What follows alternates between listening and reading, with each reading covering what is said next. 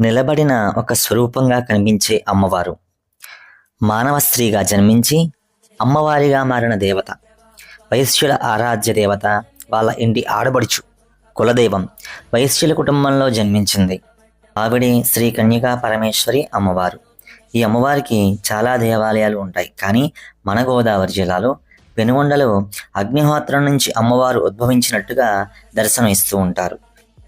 అలాగే ఇక్కడ విగ్రహం పంచలోహాలతో తయారైన విగ్రహం. నిలబడి ఉన్న స్వరూపంగా కనిపించే అమ్మవారు చాలా సౌందర్యంగా కనిపిస్తూ ఉంటారు. వైశ్యుల పాలిట కాశీగా దీనిని పిలుస్తూ ఉంటారు. ఇక్కడికి మన రాష్ట్రం నుంచే కాకుండా ఇతర రాష్ట్రాల నుంచి, పొరుగు దేశాల నుంచి కూడా చాలామంది భక్తులు ఇక్కడికి వచ్చి ఈ అమ్మవారిని దర్శనం చేసుకుంటూ ఉన్నారు. ఈ క్షేత్రం యొక్క విశేషాలతో ఒక మంచి వీడియోతో త్వరలోనే మీ ముందుకు వస్తాను. అందరూ కూడా ముందుగా నా ఛానల్ని సబ్స్క్రైబ్ చేసుకోండి.